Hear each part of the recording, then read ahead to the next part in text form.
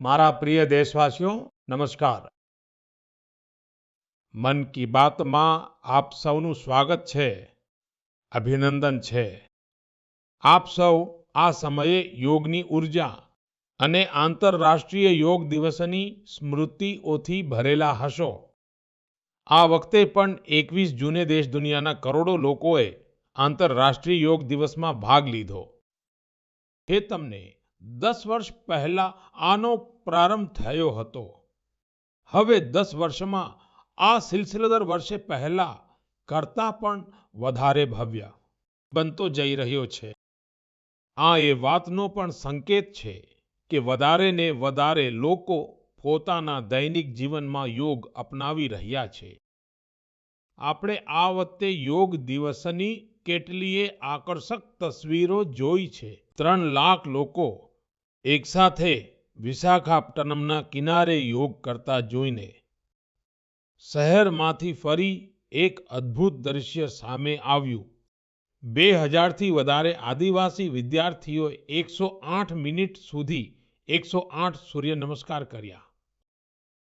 વિચારો કેટલું અનુશાસન, કેટલું સમર્પણ રહ્યું હશે. આપણા નૌકાદળના જહાજો પર પણ યોગની ભવ્ય ઝલક જોવા મળી. તેલંગાણામાં 3000 દિવ્યાંગ સાથીઓએ એક સાથે યોગ શિબિરમાં ભાગ લીધો. તેમણે બતાવ્યું કે યોગ કઈ રીતે સશક્તિકરણનું માધ્યમ પણ છે. દિલ્હીના લોકોએ યોગને સ્વચ્છ યમુનાના સંકલ્પ સાથે જોડ્યો અને યમુના તટ પર જઈને યોગ કર્યા.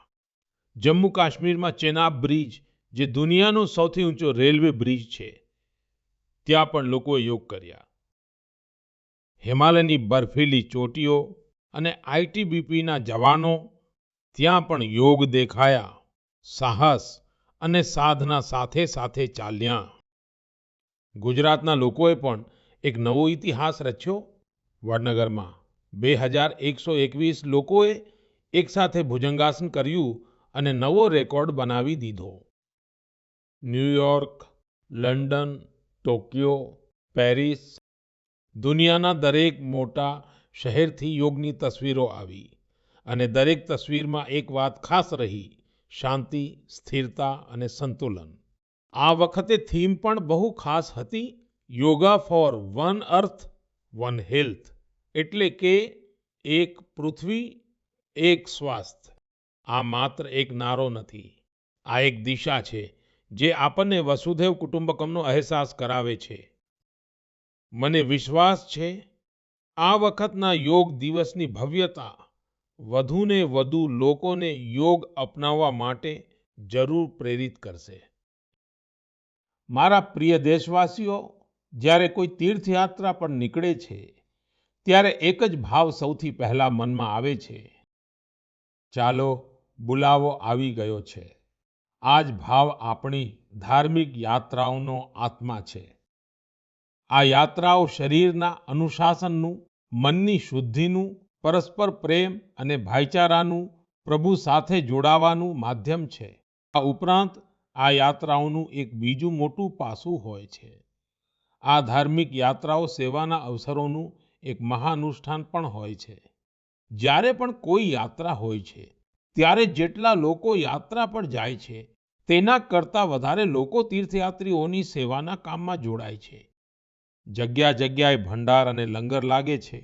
લોકો રસ્તાઓની બાજુએ પરબ લગાવે છે. સેવાભાવથી જ મેડિકલ કેમ્પ અને સુવિધાઓની વ્યવસ્થા કરવામાં આવે છે. કેટલાય લોકો પોતાના ખર્ચે તીર્થયાત્રીઓ માટે ધર્મશાળાઓની અને રહેવાની વ્યવસ્થા કરે છે. સાથીઓ, લાંબા સમય પછી કૈલાસ માનસરોવર યાત્રાનો ફરીથી શુભારંભ થયો છે. કૈલાસ માનસરોવર એટલે ભગવાન શિવનું ધામ. હિન્દુ, બૌદ્ધ, જૈન દરેક પરંપરામાં કૈલાસને શ્રદ્ધા અને ભક્તિનું કેન્દ્ર માનવામાં આવ્યું છે. સાથીઓ, 3 જુલાઈથી પવિત્ર અમરનાથ યાત્રા શરૂ થવા જઈ રહી છે અને શ્રાવણનો પવિત્ર મહિનો પણ થોડા જ દિવસ દૂર છે. હમણાં થોડા દિવસ પહેલા જ આપણે ભગવાન જગન્નાથજીની રથયાત્રા પણ જોઈ. ઓડિશા હોય, ગુજરાત હોય કે દેશનો કોઈ પણ અન્ય ખૂણો, લાખો શ્રદ્ધાળુઓ આ યાત્રામાં સામેલ થાય છે. ઉત્તરથી દક્ષિણ, પૂર્વથી પશ્ચિમ, આ યાત્રાઓ એક ભારત શ્રેષ્ઠ ભારતના ભાવનું પ્રતિબિંબ છે. જ્યારે આપણે શ્રદ્ધા ભાવથી, પૂરા સમર્પણથી અને પૂરા અનુશાસનથી પોતાની ધાર્મિક યાત્રા પૂર્ણ કરીએ છીએ, તો તેનું ફળ પણ મળે છે. હું યાત્રાઓ પર જઈ રહેલા બધા સૌભાગ્યશાળી શ્રદ્ધાળુઓને મારી શુભકામનાઓ પાઠવું છું. જે લોકો સેવા ભાવનાથી આ યાત્રાઓને સફળ અને સુરક્ષિત બનાવવામાં જોડાયેલા છે, તેમને પણ હું બિરદાવું છું. મારા પ્રિય દેશવાસીઓ, હવે હું તમને દેશની 2 એવી ઉપલબ્ધિઓ વિશે જણાવવા માંગુ છું, જે તમને ગર્વથી ભરી દેશે. આ ઉપલબ્ધિઓની ચર્ચા વૈશ્વિક સંસ્થાઓ કરી રહી છે. આરોગ્ય માટે જવાબદાર વિશ્વ આરોગ્ય સંગઠન WHO, જ્યારે ILO એટલે ઇન્ટરનેશનલ લેબર ઓર્ગેનાઇઝેશન એ દેશની આ ઉપલબ્ધિઓની ભરપૂર પ્રશંસા કરી છે. પહેલી ઉપલબ્ધિ તો આપણા સ્વાસ્થ્ય સાથે જોડાયેલી છે. તમારામાંથી ઘણા લોકોએ આંખોના એક રોગ વિશે સાંભળ્યું હશે, ટ્રેકોમા. આ રોગ બેક્ટેરિયાથી ફેલાય છે.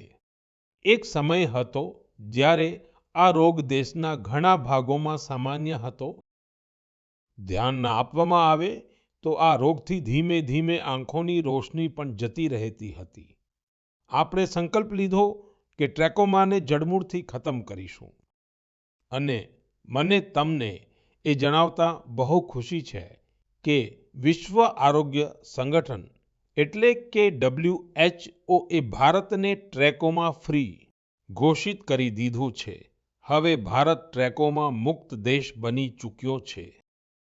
આ એ લાખો લોકોની મહેનતનું ફળ છે, જેમણે થાક્યા વગર, રોકાયા વગર આ રોગ સામે લડાઈ લડી. આ સફળતા આપણા હેલ્થ વર્કર્સની છે. સ્વચ્છ ભારત અભિયાનથી પણ એને દૂર કરવામાં મોટી મદદ મળી. જલ જીવન મિશનનો પણ આ સફળતામાં મોટો ફાળો રહ્યો. આજે જ્યારે ઘરે ઘરે નળથી સાફ પાણી પહોંચી રહ્યું છે, તો આવા રોગોનો ખતરો ઓછો થઈ ગયો છે. વિશ્વ આરોગ્ય સંગઠન WHO ની પણ આ વાતની પ્રશંસા કરી છે કે ભારતે રોગનો સામનો કરવાની સાથે સાથે એના મૂળ કારણોને પણ દૂર કર્યા છે. સાથીઓ, આજે ભારતમાં મોટા ભાગની વસ્તી કોઈને કોઈ સોશિયલ પ્રોટેક્શન બેનિફિટનો ફાયદો ઉઠાવી રહી છે. અને હમણાં જ ઇન્ટરનેશનલ લેબર ઓર્ગેનાઇઝેશન ILO નો એક બહુ મહત્વનો રિપોર્ટ આવ્યો છે. આ રિપોર્ટમાં કહેવામાં આવ્યું છે કે ભારતની 64%થી વધારે વસ્તીને હવે કોઈને કોઈ સોશિયલ પ્રોટેક્શન બેનિફિટ જરૂર મળી રહ્યા છે. સામાજિક સુરક્ષા આ દુનિયાભરની સૌથી મોટી કવરેજમાંની એક છે. આજે દેશના લગભગ 95 કરોડ લોકો એટલે કે 95 કરોડ લોકો કોઈને કોઈ સોશિયલ સિક્યુરિટી યોજનાનો લાભ મેળવી રહ્યા છે. જ્યારે 2015 સુધી 25 કરોડથી પણ ઓછા લોકો સુધી સરકારી યોજનાઓ પહોંચી શકતી હતી. સાથીઓ, ભારતમાં સ્વાસ્થ્યથી લઈને સામાજિક સુરક્ષા સુધી દરેક ક્ષેત્રમાં દેશ સેચ્યુરેશનની ભાવનાથી આગળ વધી રહ્યો છે. આ સામાજિક ન્યાયની પણ ઉત્તમ તસવીર છે. આ સફળતાઓએ એક વિશ્વાસ જગાડ્યો છે કે આવનારો સમય વધુ સારો હશે. દરેક પગલે ભારત વધુ સશક્ત બનશે. મારા પ્રિય દેશવાસીઓ, જનભાગીદારીની શક્તિથી મોટા સંકટોનો સામનો કરી શકાય છે. હું તમને એક ઓડિયો સંભળાવું છું. આ ઓડિયોમાં તમને એ સંકટની ગંભીરતાનો અંદાજ આવશે. એ સંકટ કેટલું મોટું હતું, પહેલા એ સાંભળો, સમજો. आखिर ये जो जुल्म हुआ 2 साल तक, जुल्म तो 5-7 साल से शुरू हो गया था, मगर वो शिखर पर पहुंच गया है 2 साल में, जब इमरजेंसी लोगों पर ठोक दी और अमानुषी बर्ताव लोगों के साथ किया गया। लोगों के स्वतंत्रता के हक छीन लिए गए, अखबारों को कोई स्वतंत्रता न रही, न्यायालय बिल्कुल निर्बल बना दिए गए और जिस ढंग से 1 लाख से ज्यादा लोगों को जेल में बंद कर दिए और फिर अपने मनमानी राज की ओर से होती रही, उसकी मिसाल दुनिया के इतिहास में भी मिलना मुश्किल है। સાથીઓ, આ અવાજ દેશના પૂર્વ પ્રધાનમંત્રી શ્રીમાન મોરારજીભાઈ દેસાઈનો છે।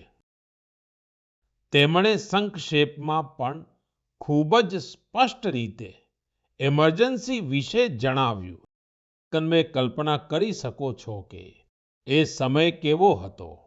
એમરજન્સી લગાવનારાઓએ માત્ર આપણા બંધારણની હત્યા જ નહોતી કરી, પણ તેમનો ઈરાદો ન્યાયપાલિકાને પણ પોતાની ગુલામ બનાવી રાખવાનો હતો।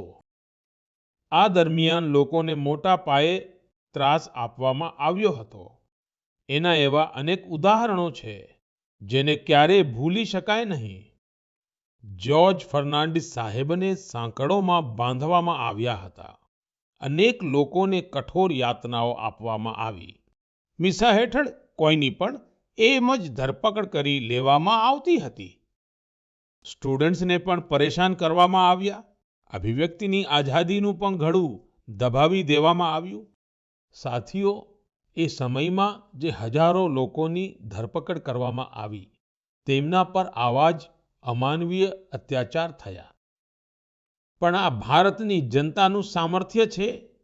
એ ઝૂકી નહીં, તૂટી નહીં અને લોકતંત્ર સાથે કોઈ સમજૂતી તેને સ્વીકાર ના કરી। આખરે જનતા જનાર્દનની જીત થઈ। કટોકટી હટાવી લેવામાં આવી અને કટોકટી થોપનારા હારી ગયા। બાબુ જગજીવન રામજીએ આ બાબતે ખૂબ જ સશક્ત રીતે પોતાની વાતો રજૂ કરી હતી। बहनों और भाइयों, पिछला चुनाव चुनाव नहीं था, भारत की जनता का एक महान अभियान था। उस समय के परिस्थितियों को बदल देने का, तानाशाही के धारा को मोड़ देने का और भारत में प्रजातंत्र की बुनियाद को मजबूत कर देने का। અટલજીએ પણ ત્યારે પોતાના જ અંદાજમાં જે કંઈ કહ્યું હતું તે પણ આપણે ચોક્કસ સાંભળવું જોઈએ। बहनों और भाइयों, देश में जो कुछ हुआ उसे केवल चुनाव नहीं कह सकते। एक शांतिपूर्ण क्रांति हुई है। लोक शक्ति की लहर ने लोकतंत्र की हत्या करने वालों को इतिहास के कूड़ेदान में फेंक दिया है। સાથીઓ, દેશ પર ઇમરજન્સી લાદવામાં આવી તેને 50 વર્ષ થોડા દિવસ પહેલા જ પૂરા થયા છે। આપણે દેશવાસીઓએ બંધારણ હત્યા દિવસ મનાવ્યો છે। આપણે હંમેશા એ બધા લોકોને યાદ કરવા જોઈએ જેમણે એમરજન્સીનો બહાદુરીપૂર્વક સામનો કર્યો હતો। એનાથી આપણને પોતાના બંધારણને સશક્ત બનાવી રાખવા માટે નિરંતર સજાગ રહેવાની પ્રેરણા મળે છે। મારા પ્રિય દેશવાસીઓ, તમે એક તસવીરની કલ્પના કરો। સવારનો તડકો પહાડીઓને સ્પર્શી રહ્યો છે। ધીમે ધીમે અજવાળું મેદાનો તરફ વધી રહ્યું છે અને એ જ રોશની સાથે વધી રહી છે ફૂટબોલ પ્રેમીઓની ટોળી। સીટી વાગે છે અને થોડી જ પળોમાં મેદાન તાળીઓ અને નારાઓથી ગુંજી ઉઠે છે। દરેક પાસ, દરેક ગોલ સાથે લોકોનો ઉત્સાહ વધી રહ્યો છે। તમે વિચારી રહ્યા હશો કે આ કઈ સુંદર દુનિયા છે।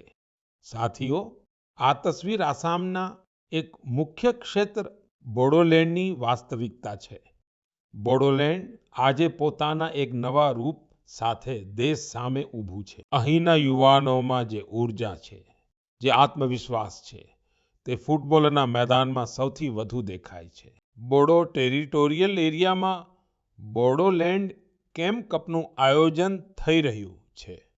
આ માત્ર એક ટુર્નામેન્ટ નથી, આ એકતા અને આશાનો ઉત્સવ બની ગયો છે. 3,700 થી વધુ ટીમો, લગભગ 70,000 ખેલાડીઓ અને એમાં પણ મોટી સંખ્યામાં આપણી દીકરીઓની ભાગીદારી. આ આંકડા બોડોલેન્ડમાં મોટા બદલાવની ગાથા સંભળાવી રહ્યા છે.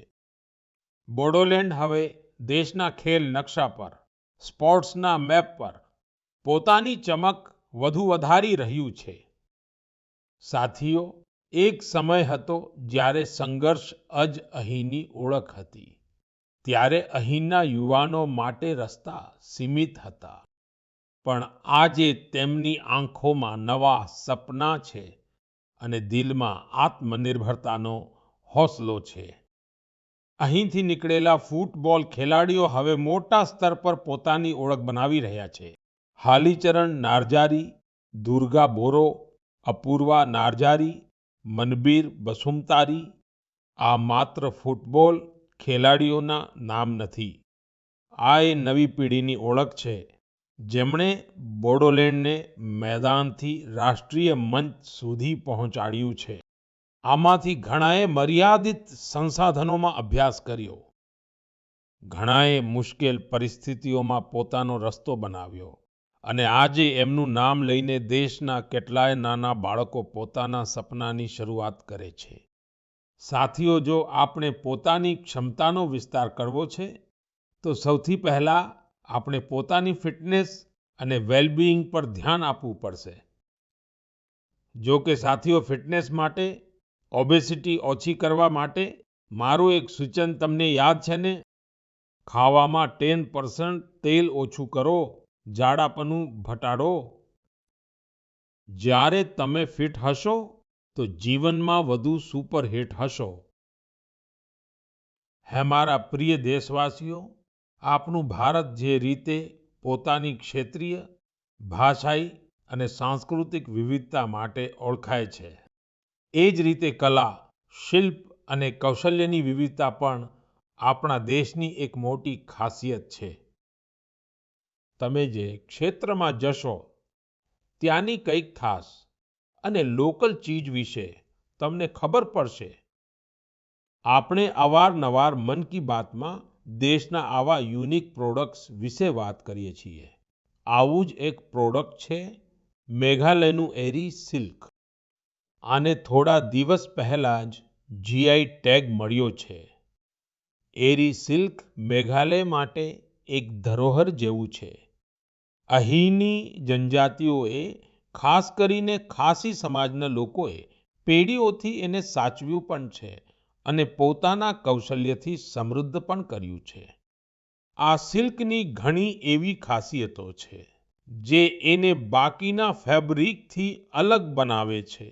એની સૌથી ખાસ વાત છે એને બનાવવાની રીત. આ સિલ્કને રેશમના જે કીડા બનાવે છે, તેને મેળવવા માટે કીડાઓને મારવામાં આવતા નથી, એટલે આને અહિંસા સિલ્ક પણ કહે છે. આજકાલ દુનિયામાં આવા પ્રોડક્ટ્સની ડિમાન્ડ ઝડપથી વધી રહી છે, જેમાં હિંસા ન હોય અને પ્રકૃતિ પર એમનો કોઈ દુષ્પ્રભાવ ન પડે. એટલે મેઘાલયનું એરી સિલ્ક ગ્લોબલ માર્કેટ માટે એક પરફેક્ટ પ્રોડક્ટ છે. એની બીજી એક ખાસ વાત છે, આ સિલ્ક શિયાળામાં ગરમ કરે છે અને ઉનાળામાં ઠંડક આપે છે. એની આ ખૂબી એને મોટા ભાગની જગ્યાઓ માટે અનુકૂળ બનાવી દે છે. મેઘાલયની મહિલાઓ હવે સેલ્ફ હેલ્પ ગ્રુપના માધ્યમથી પોતાની આ ધરોહરને વધુ મોટા સ્કેલ પર આગળ વધારી રહી છે. હું મેઘાલયના લોકોને એરી સિલ્કને જીઆઈ ટેગ મળવા બદલ અભિનંદન આપું છું. હું આપ સૌને પણ અપીલ કરીશ, એરી સિલ્કથી બનેલા કપડાને તમે જરૂર ટ્રાય કરજો. અને હા, khadi, handloom, handicraft, vocal for local, આને પણ તમારે હંમેશા યાદ રાખવાનું છે. ગ્રાહક ભારતમાં બનેલા પ્રોડક્ટ જ ખરીદે અને વેપારી ભારતમાં બનેલા પ્રોડક્ટ જ વેચે, તો આત્મનિર્ભર ભારત અભિયાનને નવી ઉર્જા મળશે. મારા પ્રિય દેશવાસીઓ, વુમન લેડ ડેવલપમેન્ટનો મંત્ર ભારતનું નવું ભવિષ્ય ઘડવા માટે તૈયાર છે। આપણી માતાઓ, બહેનો, દીકરીઓ આજે માત્ર પોતાના માટે જ નહીં, પરંતુ પૂરા સમાજ માટે નવી દિશા બનાવી રહી છે। આપ તેલંગાણાના ભદ્રાચલમની મહિલાઓની સફળતા વિશે જાણશો તો તમને પણ સારું લાગશે। આ મહિલાઓ ક્યારેક ખેતરોમાં મજૂરી કરતી હતી, રોજીરોટી માટે દિવસભર મહેનત કરતી હતી। આજે એ જ મહિલાઓ મિલેટ્સ શ્રીઅન્નથી બિસ્કિટ બનાવી રહી છે। ભદ્રાદ્રી મિલેટ મેજિક નામથી આ બિસ્કિટ હૈદરાબાદથી લંડન સુધી જઈ રહ્યા છે। ભદ્રાચલમની આ મહિલાઓએ સેલ્ફ હેલ્પ ગ્રુપ સાથે જોડાઈને ટ્રેનિંગ લીધી। સાથીઓ, આ મહિલાઓએ બીજું એક પ્રશંસનીય કામ કર્યું છે। એમણે ગિરી સેનેટરી પેડ્સ બનાવવાનું શરૂ કર્યું। માત્ર 3 મહિનામાં 40,000 પેડ્સ તૈયાર કર્યા અને એમને સ્કૂલો અને આસપાસની ઓફિસોમાં પહોંચાડ્યા, એ પણ બહુ જ સસ્તી કિંમત પર। સાથીઓ, કર્ણાટકના કલબુર્ગીની મહિલાઓની ઉપલબ્ધિ પણ શાનદાર છે। એમણે જુવારની રોટલીને એક બ્રાન્ડ બનાવી દીધી છે। એમણે જે કોઓપરેટિવ બનાવી છે, એમાં દરરોજ 3000થી વધારે રોટલીઓ બની રહી છે। આ રોટલીઓની ખુશ્બુ હવે માત્ર ગામ સુધી સીમિત નથી। બેંગલુરુમાં સ્પેશિયલ કાઉન્ટર ખુલી ગયું છે। ઓનલાઈન ફૂડ પ્લેટફોર્મ્સ પર ઓર્ડર આવી રહ્યા છે। કલબુર્ગીની રોટલી હવે મોટા શહેરોના કિચન સુધી પહોંચી રહી છે। આની બહુ જ શાનદાર અસર આ મહિલાઓ પર પડી છે। એમની આવક વધી રહી છે।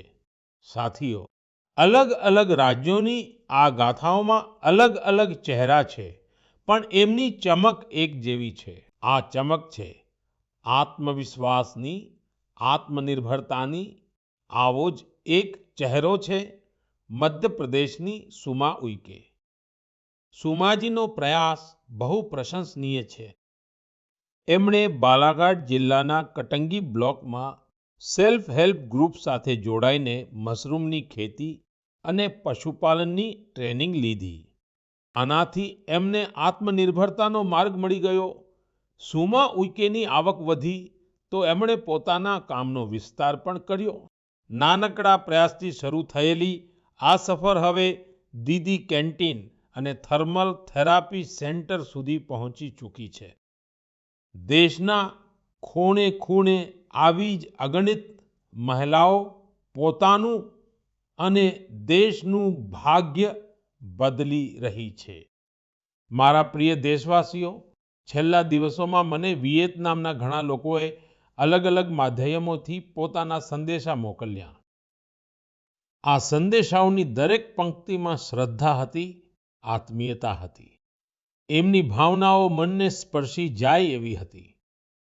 એ લોકો ભગવાન બુદ્ધના પવિત્ર અવશેષો, રેલિક્સના દર્શન કરાવવા માટે ભારત પ્રત્યે પોતાનો આભાર વ્યક્ત કરી રહ્યા હતા। એમના શબ્દોમાં જે ભાવ હતા, એ કોઈ ઔપચારિક ધન્યવાદથી વધુ હતા। સાથીઓ, મૂળ રૂપથી ભગવાન બુદ્ધના આ પવિત્ર અવશેષોની શોધ આંધ્રપ્રદેશમાં પાલનાડુ જિલ્લાના નાગાર્જુન કોંડામાં થઈ હતી। આ જગ્યાનો બૌદ્ધ ધર્મ સાથે ઊંડો સંબંધ રહ્યો છે।